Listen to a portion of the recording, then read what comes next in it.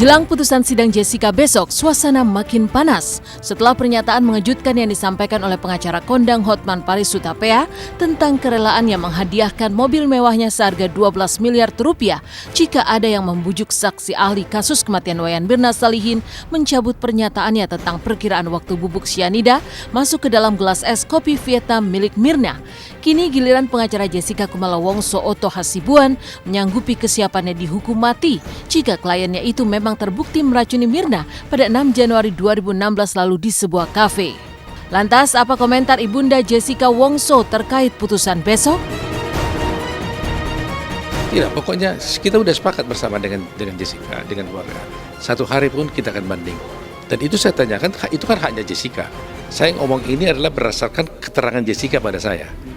Itu karena saya ulangi lagi, saya katakan, Jessica, kalau 1 hari atau 1 tahun kan lumayan, 1 tahun kamu dihukum selesai pulang, saya bilang. Dia bilang enggak, 1 hari pun saya nggak mau. Kenapa?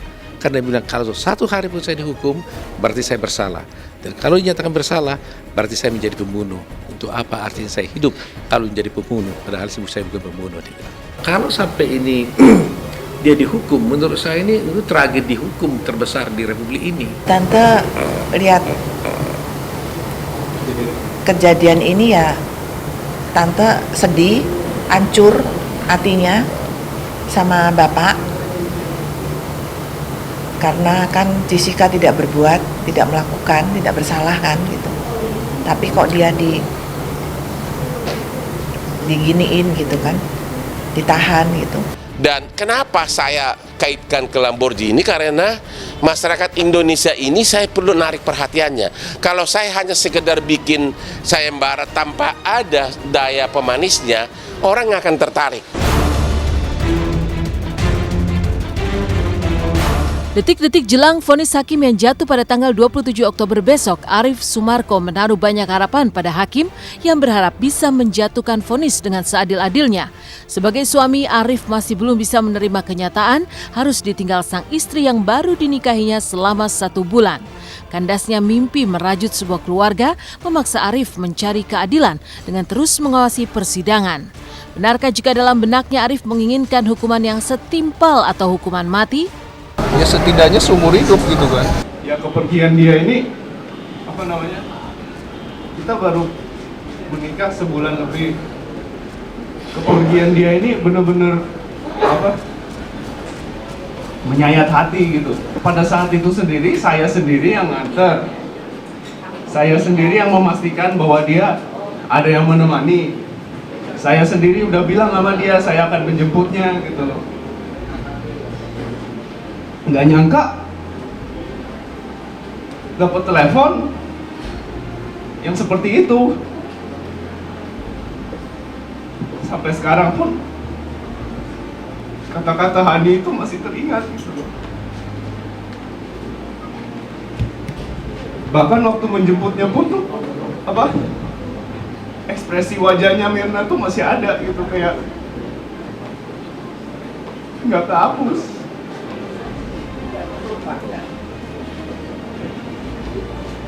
Saya nggak mau gitu balik ke waktu itu gitu, karena itu menyakitkan sekali bagi saya. Ya, saya berharap gitu keadilan itu ditegakkan,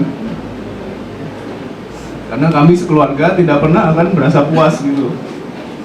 Mirnanya hilang dan nggak bakal bisa balik lagi. Di mana hati nurani kalian? Kita tuh sedih, kita nggak mau ini terjadi sama orang lain, tapi kita dituduh-tuduh. Kita berusaha membantu buat orang lain juga gitu loh. Kalau soal hasil kita kan nggak bisa tahu ya, karena itu kan hakim yang memutus, bukan kita. Tetapi yang ingin saya sampaikan adalah tadi saya bertemu dengan Jessica, dengan Ibu juga, dengan Pak Bostam.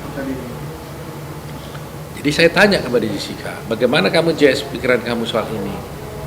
Jessica bilang, ya saya biasa aja. Nah, kamu bagaimana pendapatmu? Yakin nggak apa putusan besok? Dia bilang, saya yakin, saya bebas. Loh, kenapa begitu yakin kamu? Ya, Om kan sudah melakukan semuanya yang terbaik buat saya. Dan saya lihat semua dalam persidangan tidak ada bukti-bukti yang menunjukkan saya melakukan perbuatan itu.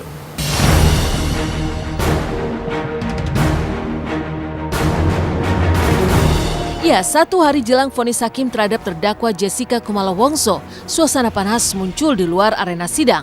Di akhir persidangan, publik dikejutkan dengan kemunculan Amir Papalia yang berprofesi sebagai wartawan yang mengaku pada 5 Januari 2016 lalu jika dirinya pernah melihat orang mirip dengan suami Wayan Mirna Salihin, Arif Sumarko, bertemu dengan Rangga, seorang pegawai kafe di sebuah tempat yang lokasinya tidak begitu jauh dari kafe tempat Mirna dan Jessica bertemu.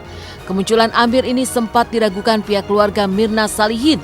Bahkan suami Mirna juga membantah jika dirinya dianggap memiliki persekongkolan dengan Rangga. Benarkah jika Arif akan melaporkan Amir ke pihak berwajib? Dan benarkah pula jika Amir juga akan mengadukan ayah Mirna Darmawan Salihin ke polisi karena menganggapnya sebagai wartawan gadungan? Ngaku-ngaku melihat Rangga dan saya di parkiran Sarina ngasih uang dalam bentuk plastik gitu. Nah, waktu datang ke Olivier pun si Amir itu kan Rangga tuh mondar-mandir di depannya dia. Katanya kenal Rangga, pernah lihat Rangga. Nah itu Rangga mondar-mandir, dia nggak sadar itu Rangga. Ya kan bohong. Terus tanggal 5 itu sendiri, saya kan sama sepupu saya. Saya sama sepupu saya lagi ngumpul bareng dari jam 1 sampai jam 6. Berarti kan sudah terbukti. Orang saya ada alibi kok. Apalagi Rangga, dia bilang Rangga ada sama mamanya di rumahnya. Itu sebuah tuduhan yang luar biasa sih menurut saya. Ya ini sekali lagi mereka seperti udah kehabisan akal, ya udah cari sana sini ya tuduh sana sini gitu. Polisi datang tiba-tiba, jadi saya tidak bisa bertanya lagi. Wajar kalau mungkin Rangga dia mondar-mandir, saya nggak lihat, itu bisa saja, iya kan? Tapi dia kan manajer, harus kasih tahu dia bahwa itu ada yang cari kamu, wartawan, kamu harus menyapa saya, Rangga harus menyapa saya. Pak cari saya, iya kan? Apa cari saya? Ada apa Pak? Malah ini kan ada apa? Kenapa tidak tanya? Pak Amir ini memang benar-benar wartawan, benar-benar wartawan, dan dia bagian pengembangan. Kepala pengembangan. Nah, kepala pengembangan.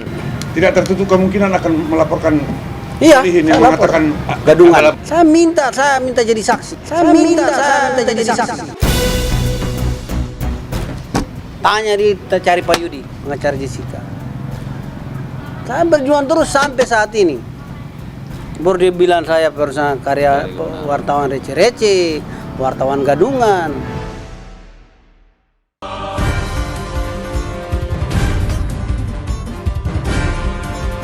Usai kisah memanasnya suasana jelang vonis untuk Jessica Wongso, lantas apa yang membuat Nagita Slavina memilih menunaikan ibadah umroh tanpa Raffi Ahmad kemarin? Adakah doa khusus tentang rumah tangganya yang akan dipanjatkan Gigi di Tanah Suci?